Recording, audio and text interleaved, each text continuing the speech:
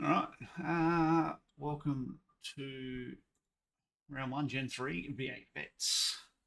Forgive me, I have not done one of these in a long time, but yeah, thought I'd jump in, cover for Mr. Stewart, and yeah, throw up a bit of a vid about how I'm getting around here and give some hints and little tips that I can hopefully pass on and you can translate into what you're doing. But what we'll just do first, I'll quickly just let it play through for a lap at full speed.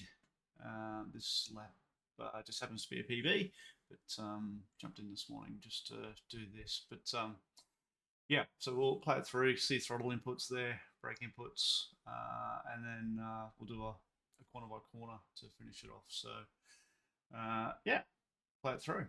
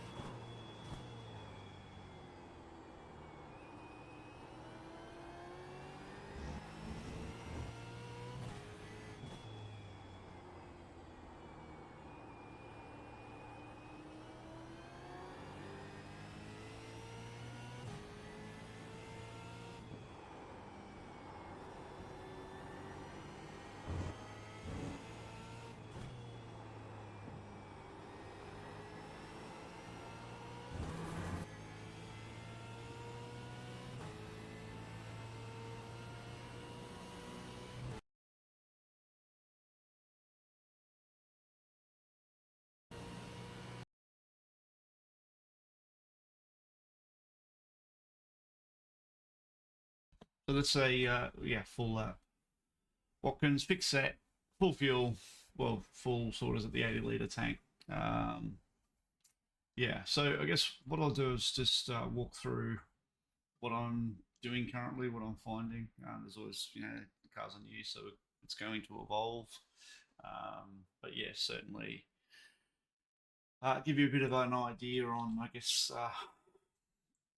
where some things. There's not a lot of carryover from Gen 2. There's a little bit, but not a massive amount. But yeah, so anyway, we'll play through. So look down into turn one. So brake marker, call it, what's that, 350-ish, 375-ish. Just like, it's not like the old car where you can bomb it in there deep at the 290 to 300 mark. You need to bring it back a bit. So um, certainly bring it back. And what you want to be doing is, a good amount of peak pressure early, and then bleed once you feel like the car's stopping, then start to sort of bleed out. You can carry a lot of pedal, and one thing I'm finding with this car is that you can carry a little bit more trail brake into the corner than you used to. So you want to trail a long way in and get this transition from trail brake to throttle nice and clean once you know that car's rotated. Obviously, here you can just flow out a bit. You can use it a little bit. Let's see where I ended up here actually. Yes, that's pretty much as you want to use. It's not an off track there. You get away with it. Um, Up into here, we're just cracking the next gear. So we're third here.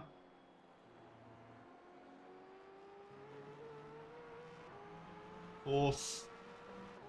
fifth. So yeah, again here, hang as wide as you can. Don't try and turn it in too narrow. It's going to hurt the exit, hurt the uphill anyway. So try and use. You know, I remember, I think it was Madison said to me one day in a tutorial session that these things are kind of arrows. There's a few tracks where you can see that's it. If you can use those lines and bits and pieces, sometimes they help. But a little bit wider. It's nice and smooth off here as well, so the car doesn't get too unsettled. A little bit of a breathe on the throttle just to make sure it turns in. So you can see there, just make sure it gets in, and you want to turn it in onto the curb. Don't try and sit off the curb. Certainly helps you rotate the car. Get back to full throttle again. You can see that little bit of slide in the car as soon as you pick up full throttle. So bang full throttle, and the car will rotate on the rear a bit. So it's always beneficial. A little bit of a lift on the throttle on the directional change. So you want to get the car pointing back towards the curb as early as possible. There's a crest here. If you sit out here too long, it just wants to push out towards the fence. So again, get it back in towards the curb, and you can really get back on the throttle. Pretty much full throttle pretty early. A little lift, only a little bit understeer in it. But I mean, you're talking maybe 5% there. It's not massive. And then from here, you should be just flat jack. Don't be afraid. You might get a bit of push, but again, you want to get back onto the curb here. You might get a bit of push on exit. If you do, don't be afraid just to keep the boot in it. You can catch this grass just on the edge here, and it's not an off track. So there's don't get too concerned. If it is starting to push a little bit too wide, then okay, you got to lift and get a little bit of weight on the nose, but don't come all the way out. Just feather it. Pretty straightforward here. Straight line. Just a shame we don't turn right there, but anyway. All right, so brake marker here. Look from an onboard point of view, because that's important. I'm sort of looking to brake around about when call it center screen, catching the edge there. Just a smidge before, but not too much. Now you want to be pretty gentle. I've got a bit of a habit already of popping motors, so high speed stuff, these things come down the box pretty quick. So the shift seems to be a little bit more aggressive on the downshift. So yeah, just make sure you don't rush these shifts too much, especially with this bump here. So you want to, again, big brake, down a couple gears, and then again, trail until you feel the car is sitting on the curb. Everyone's got slightly different lines here. It's just mine, but again, so you want to trail in, keep that nice amount of consistent steering on it. Don't saw at the wheel, and then get that transition across of brake and throttle. And again, you can steer the car on the rear, so you'll feel when you can get back on the throttle hard. Again, from a onboard, tend to feel like once I can start to see the curb, you should be looking up here. You shouldn't be looking here. Once you can see the curb and you can feel like the car's doing its job in rotating, get as square as you can. Just grab the throttle. These things seem to take a lot of full throttle early, so there's a bonus. And again, best advice I can give you again with this, any car, I guess, but this car certainly, brake the car as straight as you can. So get out of here and get to where you want to be. You don't want to be piss farting around in the middle here and braking to the right to come left or anything like that. It's just going to unsettle the car. So get across to where you are. Even if you have a shit exit out of here and you're sitting a bit to the left, don't force yourself to get all the way to the right. Just get the car back to where you can. When you're ready to brake, make sure it's nice and straight. Don't muck around forcing yourself to get back over to the white line. If you can't get there, don't worry about it. If you can get half track, cool.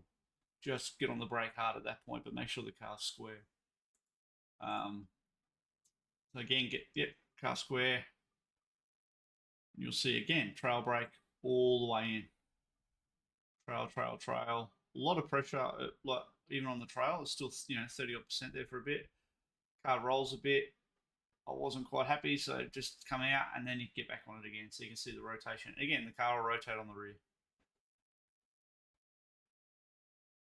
All right, and then you can get back to full throttle. Again, try and get the steering wheel as square as you can by the time you're back to full throttle, but this track's a little bit difficult for that. Up into here, brake marker, call it 220-ish, 250 maybe. Yeah, 250, 270. And again, trail in. It's all about the trail.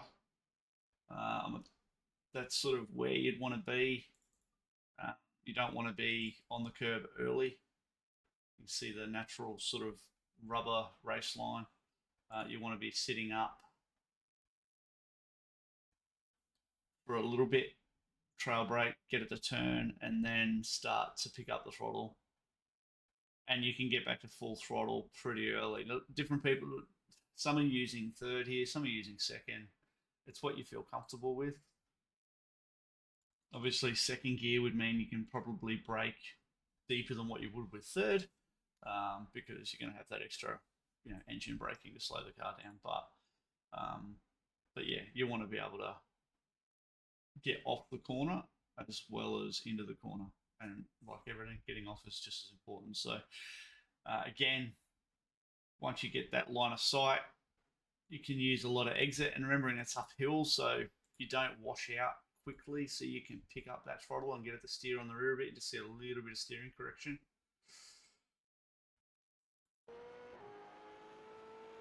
Back into it. So here again, I mean, you shouldn't be wandering around track at this point, but nice square braking. It's probably around the 260 point. Yeah, 60-ish. This one's a bit of a tricky one because it does drop off camber a little bit, but then it campers up again. So it's kind of got two bits to it in this corner. It pulls away a little bit and then drops back in again. So, you don't want to be turning in late here, and you certainly don't want to be turning in early because it's going to hurt that exit. But again, big pressure on the initial, sort of around that 80% mark. And then trail a long way in and get that transition and throttle. Float out. You can use all this exit if you want. There's no off track there, but I don't think it's necessarily quick using everything. You want to probably not be too much wider than that. And again, back to the throttle hard. Brake marker here. I tend to use little visual cues. So you can see it's the little change in color in the road there. That's sort of where I jump on the brake, whether that's right or wrong. I'm a shocker for driving to shadows for brake markers, and then the sun moves and I lose my marker. But yeah, that's kind of just a little bit of a visual rep I use because there's no boards here with my graphic settings. I don't know if there is with others, but again, so big trail brake in, stay on it, and get that transition again. So you got that sort of overlap, and too much throttle early here. I will say you'll get push. The car will want to push wide, and then you're going to be on and off the throttle, on and off the throttle. So biggest comment really about this is a good trail brake and then a nice consistent throttle. Don't try and just whack the throttle and get going, because you just got to be on and off it. So you want as progressive as you possibly can be all the way through that application. Down into here, it's just a tricky one. 200 board, and then you want to get the car sort of turned in early. You'll see sort of crack on the wheel a bit, but you want to get the car rotated in early so it gets to the curb. If you're a bit late again, all these tracks all these corners are pretty cambered, but if you're a bit late, this thing just isn't getting into the apex. So you want to rotate the car in nice and early. Again, trail brake it in and pick up the throttle early. Just watch that transition across the curb here. You don't want to be... I've just realised that my cursor isn't on, so sorry about that. You do want to avoid... You can get over this, don't get me wrong, but the car will easily break into wheel spin if you get the throttle wrong, get that line wrong. So don't want to be dicking around with that too much. And again, get back over as quickly as you can. So you can see that was probably, for me, not happy with that. You know, I'm turning the car left to come back right and braking, and you'll see doing that, the car just starts to let go a little bit in the rear. I've just got to straighten it up. Not much. It helped it rotate, so it was pretty good. But yeah, you want to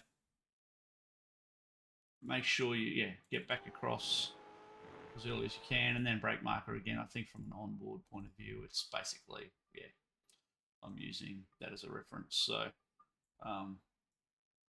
wiper blade, end of the tyre wall, is what I'm looking at. So then here is surprising. You can, again, you've got to get it into the curb. You need to get it in and you're a little bit wider.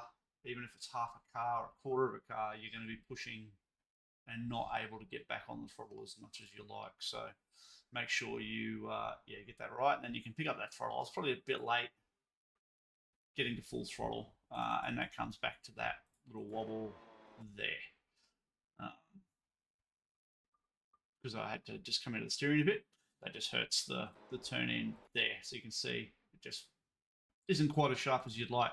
But anyway, get back on the throttle as quick as you want, as quick as you can, and start banging gears. And really, that's a lap of Watkins Classic Boot.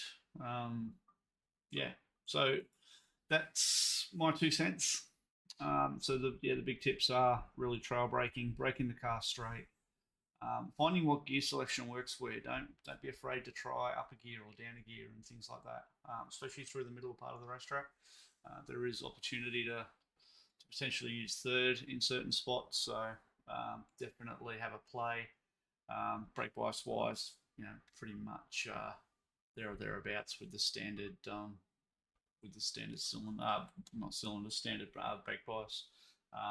So I think I had this on and around, so that's 63 for that lap. So I think that's standard that J-Mac had it on. But anyway, so that's that. If you have any questions, feel free to send me a message. And yeah, good bloody luck.